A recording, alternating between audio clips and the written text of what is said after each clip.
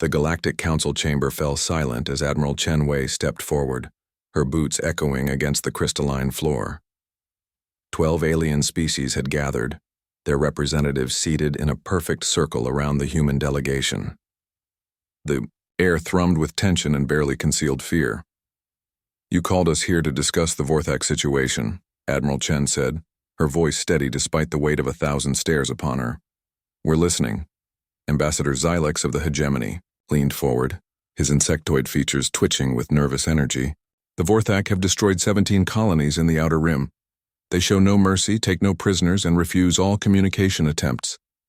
In 3,000 years of recorded galactic history, no species has ever successfully negotiated with them." The holographic display in the center of the chamber flickered to life, showing grainy footage of the attacks. Massive angular ships descended from the void like hungry predators, their dark hulls absorbing all light. The footage showed cities being systematically dismantled, populations vanishing without a trace. "They are death incarnate," whispered Counselor Thane, her crystalline body resonating with fear. "The Vorthak know only destruction. They consume worlds and leave nothing but emptiness behind." Admiral Chen studied the footage with clinical interest. The attack patterns were methodical, precise, and utterly ruthless. Yet something about the systematic approach intrigued her military mind. "What do we know about their psychology, their motivations?" "That's just it," Xylex replied, spreading his forearms in frustration. "They have no psychology as we understand it. They are machines of war bred for nothing but conquest. The ancient texts speak of a species so dedicated to warfare that they transform themselves into living weapons." The human delegation exchanged glances. Captain Rodriguez, Chen's tactical advisor, leaned over to whisper something in her ear. The Admiral nodded slowly. "You want humanity to help," Chen stated rather than asked. "The Council has run out of options," admitted Senator Corville of the Trade Federation. "Our combined fleets have tried everything. Diplomacy fails because they won't talk. Military force fails because they're stronger than all of us combined. We need something different, something unexpected." "And you think humans can provide that?" Xylex's mandibles clicked nervously. "Your species has a reputation for being unconventional. You solve problems in ways that defy logic. Sometimes you succeed where others fail simply because you refuse to accept that failure is inevitable." Admiral Chen walked slowly around the holographic display, studying the Vorthak ships from every angle. The design was functional, lacking any aesthetic consideration beyond maximum efficiency and destruction. These weren't beings who valued art or culture, or the simple pleasures of existence. They were something else entirely. "What's your assessment of their numbers?" she asked. "Approximately 50,000 vessels of various sizes," reported General Thex of the military coalition. "Each ship is a fortress capable of operating independently for decades. They move in perfect coordination, striking multiple targets simultaneously, across vast distances. Supply lines? Unknown. They seem to be entirely self-sufficient. Communication protocols? They broadcast only one message, repeated across all frequencies. Submit or be consumed." Chen stopped walking and faced the Council. "You're asking us to find a way to communicate with a species that has spent millennia perfecting the art of war. A species that has deliberately eliminated everything about themselves, except their ability to fight." "Yes," Xylex said simply. "Because the alternative is the extinction of civilized life in this galaxy." The Admiral was quiet for a long moment, processing the implications. Humanity had been part of the galactic community for less than 2 centuries, still considered newcomers by species that measured their histories in geological epochs. Yet here they were, being asked to solve a problem that had stumped the galaxy's greatest minds. "What makes you think they can be reasoned with at all?" Captain Rodriguez interjected. "Because they're still alive," Chen replied, surprising everyone in the room. "Think about it. A species dedicated solely to warfare would have consumed itself long ago. The fact that the Vorthak still exist as a cohesive force suggests they have some form of internal structure, some code that prevents them from turning their weapons on each other." She turned to address the full council. If they have rules of engagement among themselves, then they can potentially recognize similar structures in others. The question is whether we can figure out what those rules are. The chamber erupted in a cacophony of alien languages as representatives conferred with their advisors. Some voices carried hope, others skepticism. A few carried barely concealed terror at the thought of provoking the Vorthak further. Ambassador Xilex called for order. Admiral Chen, are you saying that humanity will attempt to make contact with the Vorthak? I'm saying we'll consider it, Chen replied carefully. But we'll need complete access to all intelligence you've gathered, battle recordings, intercepted communications, debris analysis, anything that might give us insight into their nature. And, if you fail? Admiral Chen's expression hardened. Then we'll face the consequences together. But understand this, Council. If we attempt this mission and it goes wrong, humanity will expect the full support of the galactic community in whatever comes next. The vote was unanimous.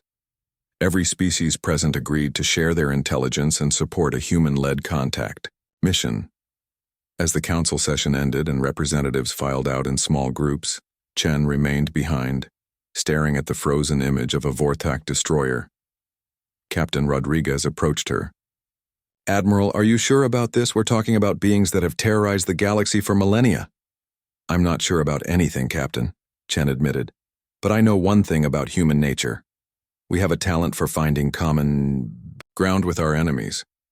Sometimes the most dangerous opponent becomes the most valuable ally. She gestured toward the holographic display.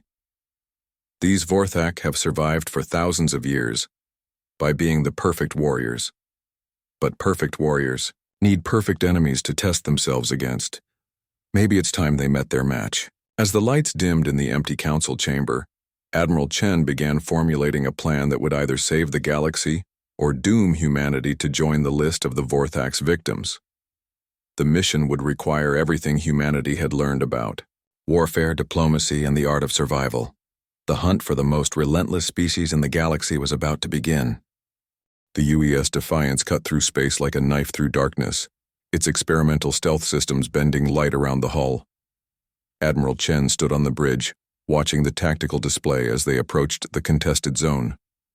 3 weeks of preparation had led to this moment, and every detail had been planned with military precision. Long-range sensors detect multiple Vorthak signatures, reported Lieutenant Commander Park from the sensor station.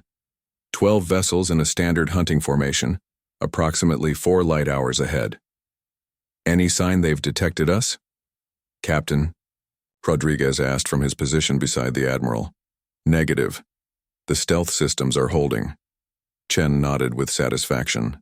The new cloaking technology was humanity's contribution to galactic science, developed from their natural talent for guerrilla warfare and misdirection. Where other species built bigger guns and thicker armor, humans learned to hide in plain sight. Dr. Sarah Mitchell, the mission's xenopsychologist, looked up from her datapad. Admiral, I've been analyzing the intelligence files all morning. There's something odd about the Vorthak attack patterns. Define odd. They're too efficient. Most warlike species have some element of chaos in their tactics, some unpredictability born from emotion or instinct. But the Vorthak attacks are mathematically precise. It's almost like they're following an algorithm rather than battlefield instincts. Commander Torres, the communications specialist, turned from his station. That could work in our favor. If they're following predetermined patterns, we might be able to predict their responses. Or it could make them completely inflexible, Rodriguez countered. A species that can't adapt is dangerous in its own way. Admiral Chen walked to the forward viewport, staring out at the starfield ahead. Somewhere in that darkness was an enemy that had never been successfully contacted, never been understood, never been defeated. The weight of the mission pressed down on her like a physical force. Dr. Mitchell, what's your best assessment of their psychological profile? The xenopsychologist consulted her notes. Based on the available evidence, I believe the Vorthak have undergone some form of deliberate psychological conditioning. Their behavior suggests they've eliminated or suppressed individual identity in favor of collective purpose. They don't see themselves as separate beings, but as components of a larger war machine. Like a hive mind, more like a military unit taken to its logical extreme. Each individual has been programmed with a single directive and trained to execute that directive with perfect efficiency. Personal desires, individual creativity, even basic survival instincts have been subordinated to the collective goal. Torres looked troubled. If they've eliminated individual identity, how do we negotiate with them? Who's making the decisions? That's what we need to find out, Chen replied. There has to be some form of command structure, some hierarchy. Even the most disciplined army needs officers. The Defiance continued its approach, staying well outside detection range. The crew worked in focused silence, each person aware that they were possibly the first humans to come this close to a Vorthak fleet and live to tell about it. "Admiral," Park announced, "I'm detecting unusual energy signatures from the Vorthak formation. They're not moving in their standard patrol pattern." The tactical display updated, showing the 12 alien vessels converging on a single point in space. As they watched, the ships began to link together with energy beams, forming a complex, geometric structure. "I've never seen anything like that," Rodriguez muttered. "Are they preparing some kind of superweapon?" Dr. Mitchell leaned forward, studying the formation intently. "It looks almost ritualistic. See how precise the positioning is? This isn't a weapons array, it's something else entirely." "Could it be a communication array?" Torres suggested. "Maybe. They're reporting to a higher authority." Before anyone could respond, the linked Vorthak ships began to pulse with synchronized energy. The pattern was complex but regular, like a heartbeat made of light and power. "Commander Torres, are you picking up any transmissions?" "Nothing on conventional frequencies," Torres replied, fingers dancing across his controls. "But there's something—" "Wait." His expression changed to one of intense concentration. "Admiral, they're broadcasting on a frequency I've never seen before. It's not electromagnetic radiation, it's something quantum-based. Can you decode it?" "I can try, but it might take hours. The mathematics are unlike anything in our databases." Chen made a command decision. "Do it, and prepare a response. Beacon. If we're going to make contact, we need to speak their language." As the hours passed, the human crew worked feverishly to understand the alien communication method. Dr. Mitchell developed theories about Vorthak psychology, while Torres fought to decode their transmission protocols. The rest of the crew maintained their watch, ready to flee if the stealth systems failed. Finally, Torres looked up from his console with exhaustion and excitement competing in his expression. "Admiral, I think I've got something.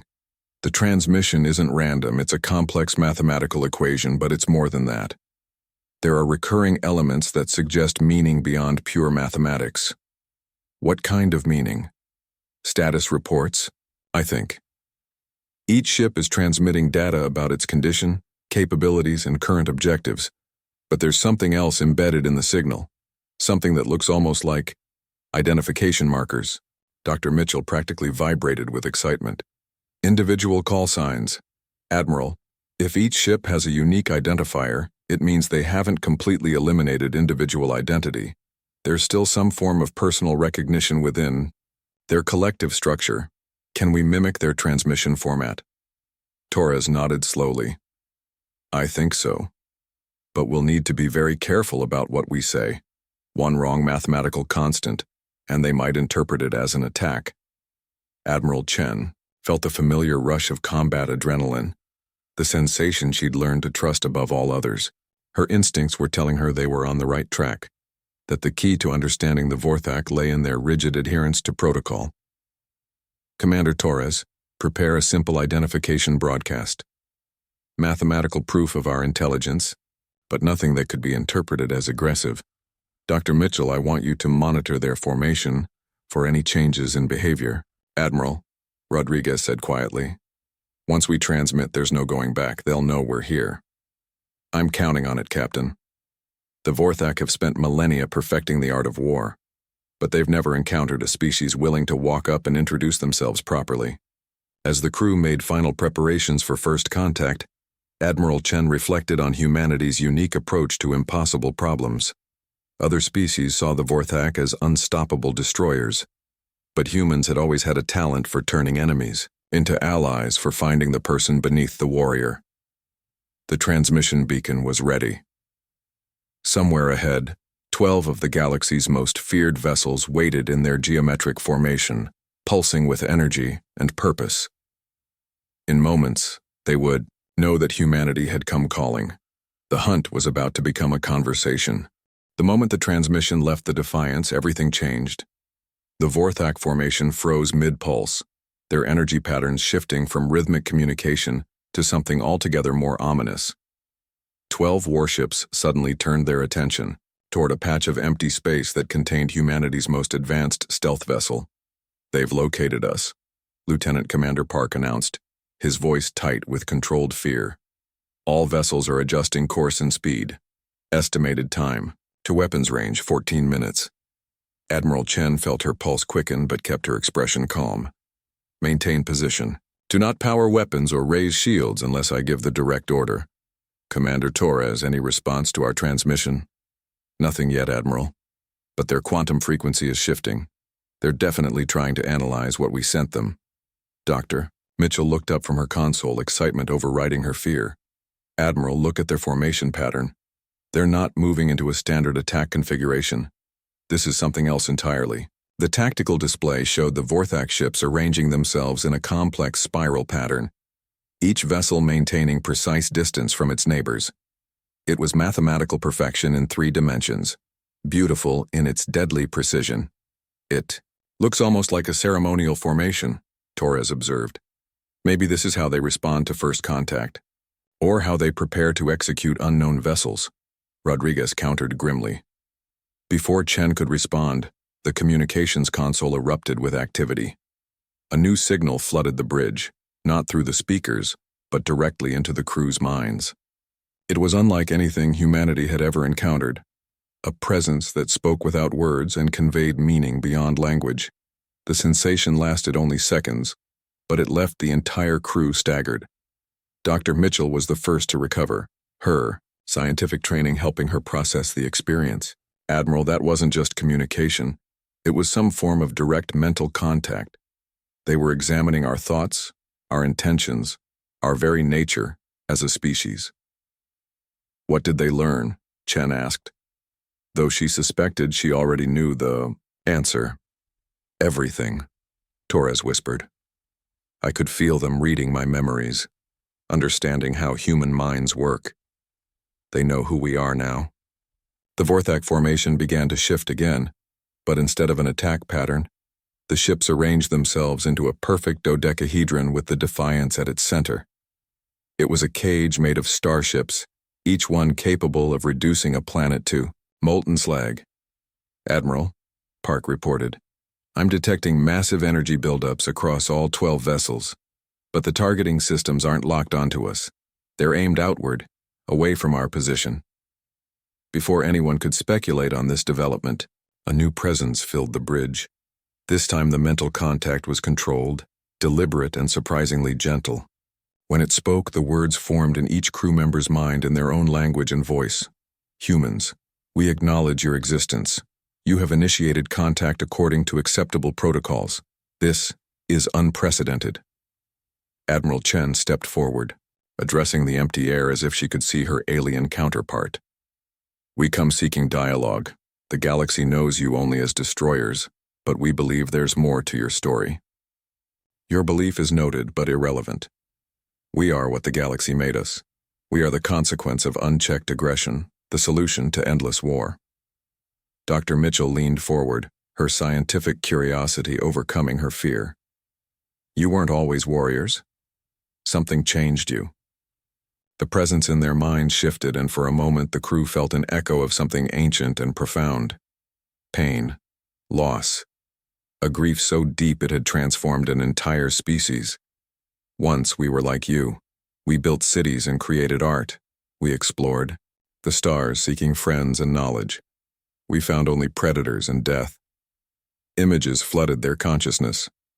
Beautiful crystal cities being reduced to rubble. Graceful beings with luminous skin being hunted through burning forests. Children, crying as darkness fell over worlds that had known only peace. Every species we encountered saw us as prey.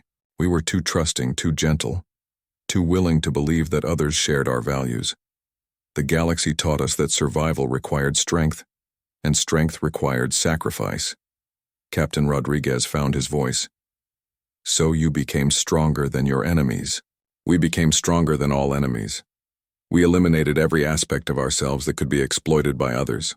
Compassion became weakness. Individuality became inefficiency. Art became distraction. We transformed ourselves into the perfect predators. Admiral Chen felt pieces of a vast puzzle clicking into place. But you kept your intelligence, your ability to reason. That means part of your original nature survived the transformation. A necessary component, intelligence is required for effective warfare, but all other aspects of our former selves were deemed expendable. Not all, Dr. Mitchell interjected, her voice gentle but firm. You still have the capacity for communication. You're talking to us right now instead of simply destroying us. That suggests your transformation wasn't as complete as you believe. The presence in their minds grew quiet, and the crew could sense something like uncertainty emanating from their captors. For beings who had supposedly eliminated all doubt from their existence, the Vorthak seemed remarkably capable of questioning themselves. You interest us, humans. Your species exhibits patterns we do not understand. You wage war with efficiency when necessary, but you also create beauty. You show mercy to defeated enemies. You risk your lives for abstract concepts like honor and justice. That's what makes us human, Chen replied. We refuse to become only one thing. We contain contradictions and somehow make them work together. This is inefficient. Contradictions create weakness. Enemies exploit inconsistency. Sometimes, Torres said quietly, but contradictions also create possibilities. The capacity for both war and peace gives us choices that pure warriors don't have. The Vorthak formation began to shift again, and the crew tensed. But instead of an attack, the ships moved into a new pattern, one that seemed less aggressive, more contemplative. You suggest that our transformation was incomplete, that we sacrificed necessary components of intelligence in pursuit of perfect warfare. I'm suggesting that perfect warfare is a myth, Admiral Chen said. The most successful predators aren't the strongest ones. They're the most adaptable ones. By eliminating everything except your ability to fight, you may have made yourselves less effective, not more. Explain. Chen chose her words carefully, knowing that the fate of humanity might depend on her next sentences. A warrior who can only fight will eventually encounter problems that can't be solved through violence. A species that eliminates creativity can't innovate new solutions. A mind that knows only destruction can't recognize when cooperation would be more effective than conquest. The silence that followed seemed to stretch across light years. The crew of the Defiance waited, suspended in the heart of the most dangerous formation ever assembled, while an ancient and terrible intelligence considered concepts it had spent millennia trying to forget. When the Vorthak presence returned, it carried something new. Not quite hope, but something that might someday grow into it. You propose that our current path leads to stagnation. I'm proposing that your current path has already led to stagnation, Chen replied. When was the last time your species faced a real challenge? When did you last encounter something that forced you to grow or change? The question hung in the space between species, between worldviews, between the galaxy that was and the galaxy that might yet become. The Vorthak presence withdrew from their minds so suddenly that several crew members gasped at the sensation. For long minutes, the Defiance hung suspended in the geometric cage of alien warships while something momentous was decided in the depths of quantum-linked consciousness. When the mental contact resumed, it carried a weight that seemed to press against the very fabric of space-time itself. You have presented concepts that require evaluation. This has not occurred in 7,000 rotations of our home star. The Council of Perfection must convene. Admiral Chen felt a chill run down her spine. The Council of Perfection sounded like exactly the kind of organization that would decide humanity's fate with mathematical precision and zero tolerance for error. What exactly does that mean for us? She asked. You will be tested. If your theories prove correct, if your species demonstrates capabilities we have overlooked, then dialogue will continue. If you fail to meet our standards, you will be processed according to standard protocols. Dr. Mitchell leaned forward. Processed? Complete elimination. No survivors. No trace. It is the most efficient solution to potential threats. Captain, Rodriguez moved closer to the Admiral. What kind of test are we talking about? The presence shifted, and suddenly the bridge was filled with tactical displays showing star systems across the galaxy. Red markers indicated active conflict zones, areas where various species were locked in bitter warfare. The sector you call Epsilon 7 contains a conflict that has persisted for 400 years. Two species, the Corvani and the Zealth, wage total war across 17 star systems. Neither can achieve victory, neither will accept defeat. They have requested Vorthak intervention 3 times. Each time we have declined because the situation presents no challenge to our capabilities. Images flashed through their minds. Burning worlds, refugee fleets, cities reduced to radioactive craters. The war in Epsilon 7 was everything the galaxy feared about uncontrolled violence. Your test is simple, the Vorthak presence continued. End this war, not through overwhelming force which any species with sufficient firepower could accomplish. End it through the methods you claim make your species unique. Diplomacy, innovation, the contradictions you say give you strength. Admiral Chen studied the tactical data, her military mind automatically analyzing the strategic situation. The Corvani held the industrial worlds but lacked agricultural resources. The Zealth controlled the food-producing systems, but needed manufactured goods. It was a classic deadlock where each side had what the other required for survival. What's our timeline? She asked. 40 rotations of your home world, approximately 110 of your standard days. Failure will result in the immediate processing of your species, followed by the Corvani and Zealth as a demonstration of proper conflict resolution. The weight of 16 billion human lives settled on Chen's shoulders like a physical burden. Behind that, the countless billions of Corvani and Zealth who would die if humanity failed to find a solution that had eluded galactic diplomats for centuries. We'll need full access to both sides, Torres said. Communication channels, historical, records, cultural databases. You can't solve a war without understanding why it started. Access will be provided. You will also be given a single ship with standard diplomatic credentials. No weapons beyond personal defense systems. No military escorts, no backup. Just our crew? Dr. Mitchell asked.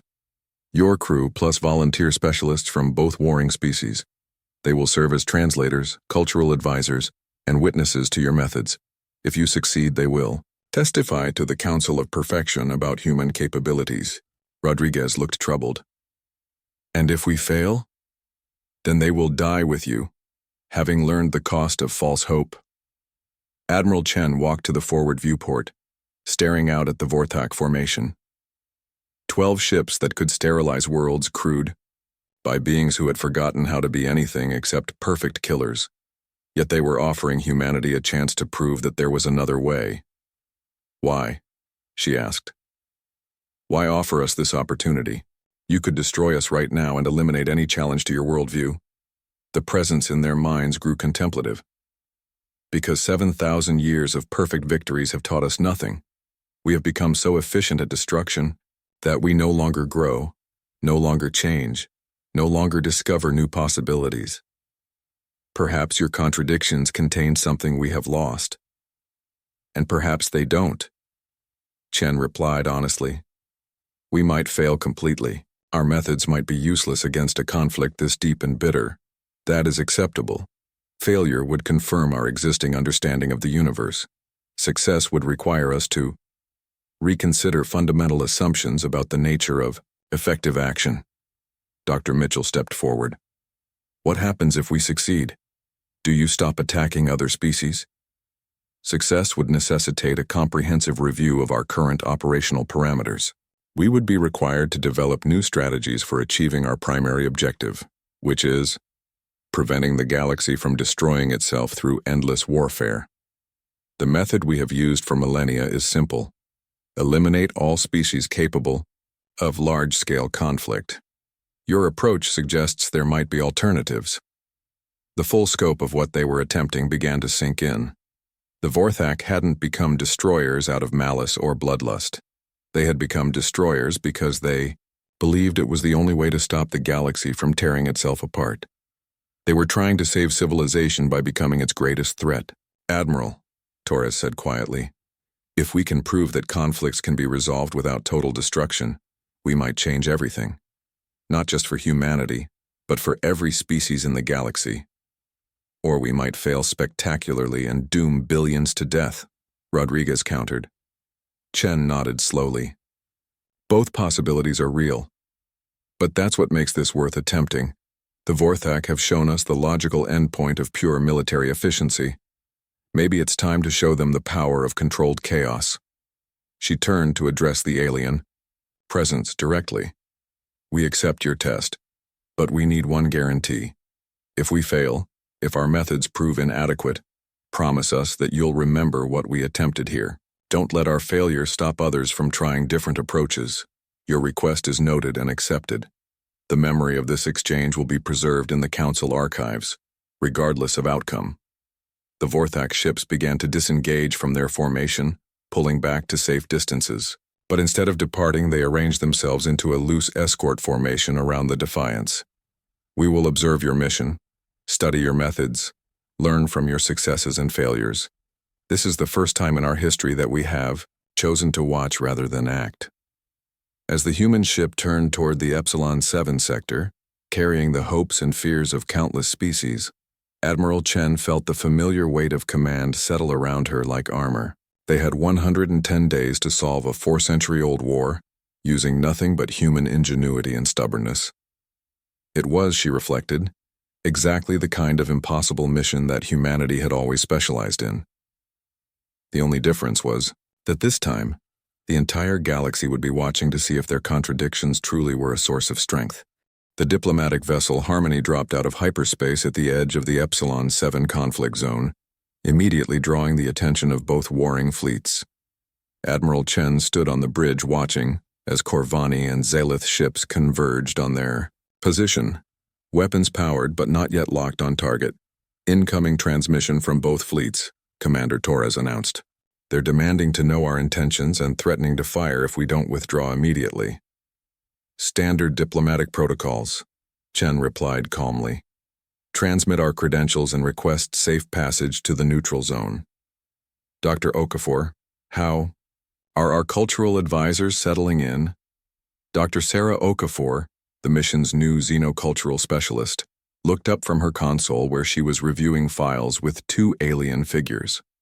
The Corvani representative, Warlord Thane, was a towering figure, with metallic skin that shifted colors with his emotional state. Currently, it was a deep red indicating hostility and suspicion. Beside him sat Zelith Ambassador Lyra, her crystalline body refracting the bridge lights into prismatic patterns. Her species communicated partly through bioluminescence, and the flickering patterns playing across her translucent skin suggested deep concern. "They're cooperating," Dr. Okafor reported, "but there's 7 centuries of mistrust to overcome. Warlord Thane believes the Zelith are genetically incapable of honoring agreements. Ambassador Lyra insists the Corvani see diplomacy as weakness to be exploited." "Both perspectives are accurate," Thane rumbled, his metallic voice carrying barely controlled anger. "My people have offered peace 17 times. Each offer was met with treachery and renewed attacks."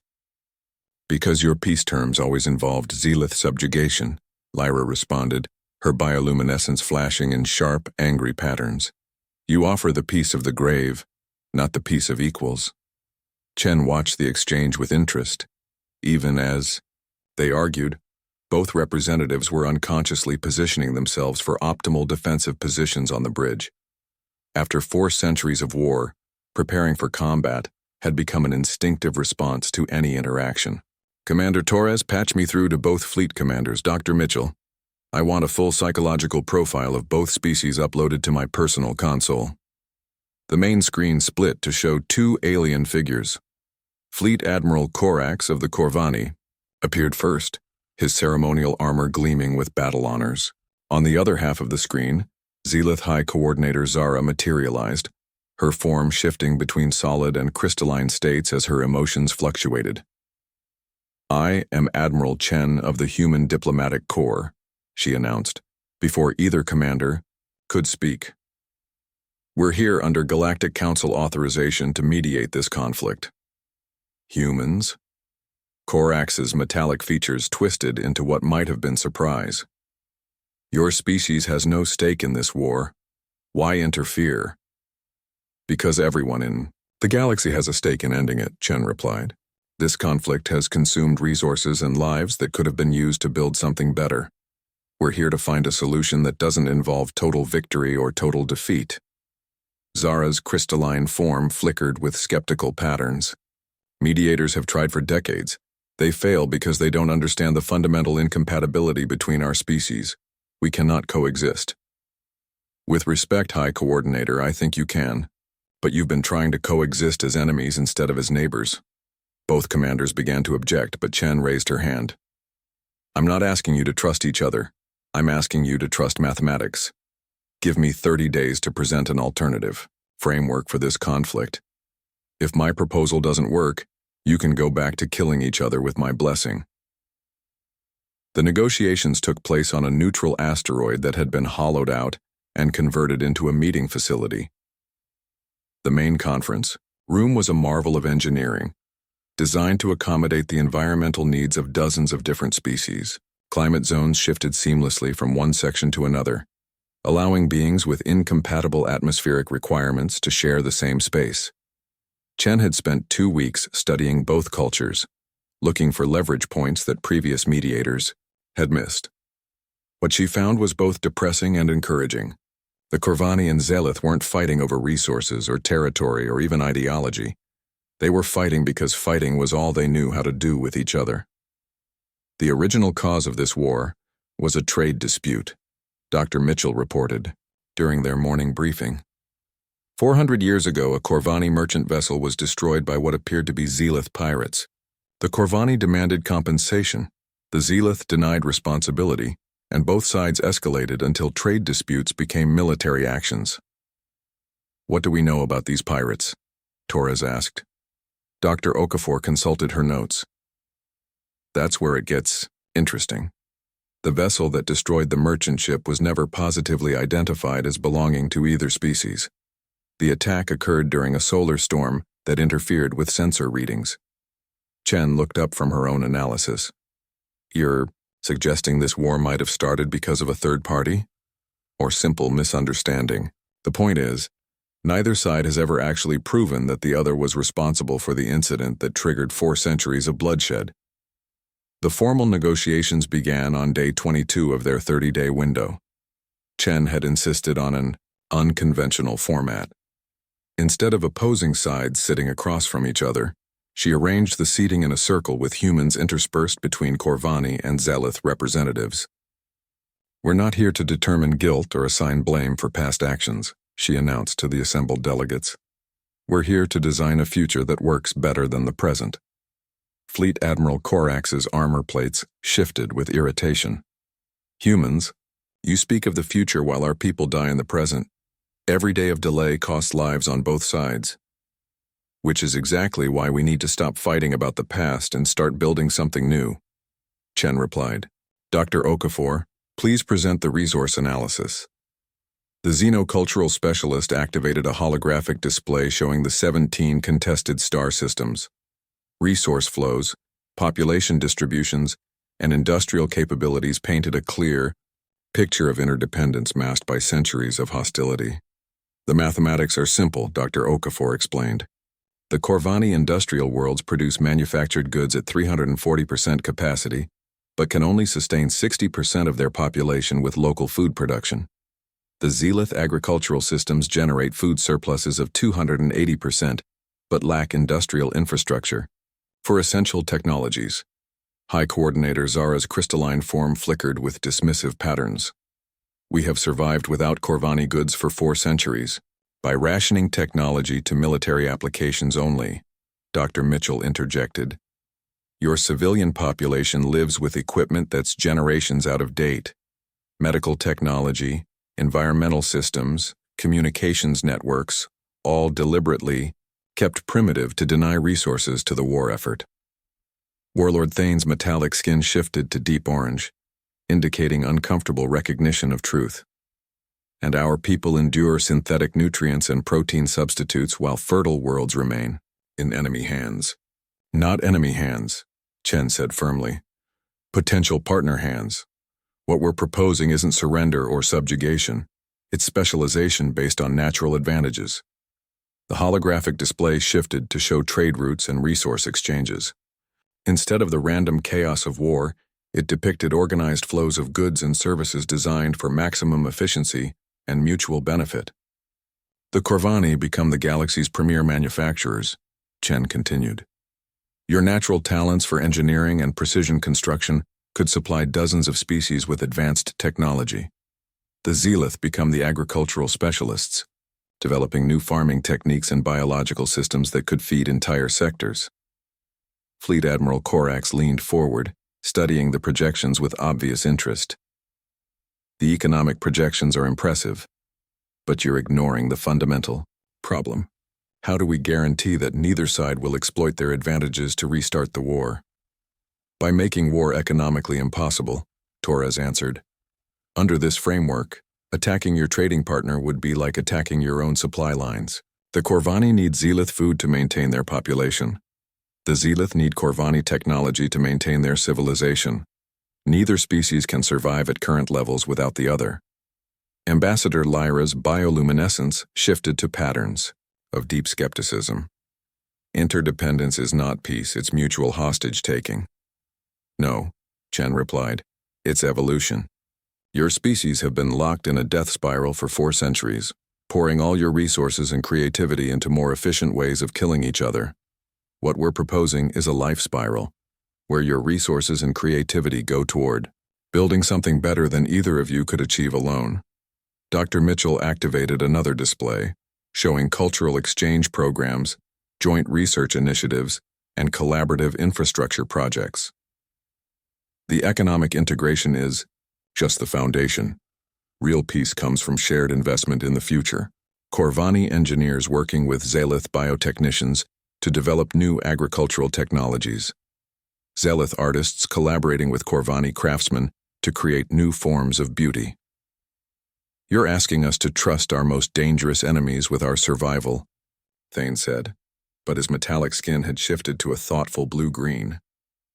6 months after the Epsilon 7 Accords were signed, Admiral Chen stood on the observation deck of the newly constructed Unity Station, watching as Corvani and Zealoth vessels docked side by side for the first joint training exercise in 4 centuries. The sight should have filled her with satisfaction, but the urgent message from the Vorthak Council of Perfection weighed heavily on her mind. Admiral, Commander Torres approached with a datapad in hand. The final integration statistics. Trade. Volume between the Corvani and Zealoth has increased by 2,300% in the last quarter. Joint research projects have produced 17 breakthrough technologies. And most importantly, not a single military engagement has occurred since the signing. What about the resistance movements?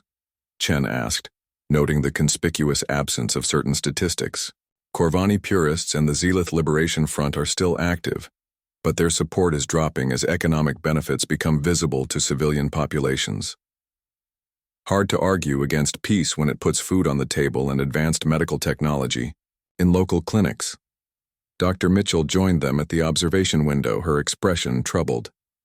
The real test is coming tomorrow.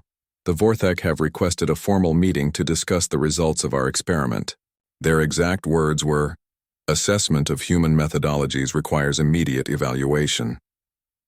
Through the reinforced transparasteel, Chen could see the geometric perfection of the Vorthak escort fleet, maintaining its position exactly 1,000 kilometers from Unity Station. 12 ships arranged in a pattern that was both beautiful and terrifying, a constant reminder of the forces they had chosen to engage with. Any indication of their assessment? Torres asked. None, Dr. Mitchell replied. But they've been recording everything. Every trade negotiation, every cultural exchange, every minor dispute resolution. They have more data about human diplomatic methods than we do.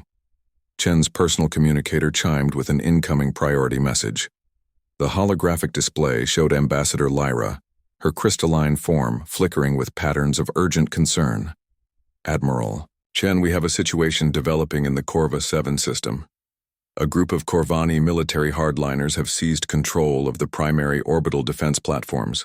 They're demanding the immediate expulsion of all Zenith personnel and the termination of the trade accords. Before Chen could respond, a second communication channel opened. Warlord Thane's metallic features appeared alongside the Zenith ambassador, his skin cycling through rapid color changes indicating extreme agitation. Admiral, the Zenith Liberation Front has activated sleeper cells across the agricultural worlds. They're sabotaging food shipments and claiming that the Corvani are poisoning their crops with industrial contaminants. Both sides are mobilizing military assets. Chen felt the familiar weight of crisis management settling around her like a heavy cloak. This was the moment she had been dreading since the accords were signed, the first real test of whether their carefully constructed peace could survive the strains of implementation. How long before shooting starts? She asked. Hours, maybe less, Thane reported. The orbital platforms have weapons locked on the Zenith ships in system. The Liberation Front has issued an ultimatum demanding Corvani withdrawal from all agricultural systems within 6 standard hours. And if either side attacks? Torres asked quietly. Ambassador Lyra's bioluminescence shifted to patterns of resigned acceptance. Then the accords collapse and we return to 4 centuries of warfare. Except now both sides have integrated technologies and shared intelligence. The war will be more destructive than ever before. Chen looked out at the Vorthak fleet, knowing that every word of this conversation was being recorded and analyzed. The beings who had transformed themselves into perfect instruments of destruction were watching to see if humanity's approach to conflict resolution could survive its first major crisis. Emergency session, she announced. All signatories to Unity Station within 4 hours, and open a channel to the Vorthak fleet. If this is going to be our final examination, they should observe it directly. The crisis management session took place in Unity Station's central amphitheater, with representatives from both species connected via quantum communications to their respective fleets and governments. The Vorthak presence loomed over everything, a mental weight that pressed against the edges of consciousness. The situation is simple, Fleet Admiral Korax reported, his armor plates locked in rigid attention. Corvani hardliners believe the Zenith are using the trade accords to infiltrate and weaken our military capabilities. They see peaceful integration as a slow-motion conquest. High Coordinator Zara's crystalline form pulsed with frustrated energy, while Zenith extremists believe the Corvani are using economic dependence to achieve through commerce what they couldn't accomplish through war. They see the accords as elaborate subjugation. Both perspectives are understandable, Chen acknowledged. Surprising everyone in the room, fear of the other side's intentions is natural after 4 centuries of conflict. The question is whether you're going to let that fear destroy everything you've built together. What choice do we have? Thane demanded, his metallic skin shifting to angry red. If we don't respond to the orbital platform seizure, our people will see it as weakness. The hardliners will gain more support. And if we don't respond to the Liberation Front's demands, Lyra added, they'll claim we've become collaborators with our former enemies.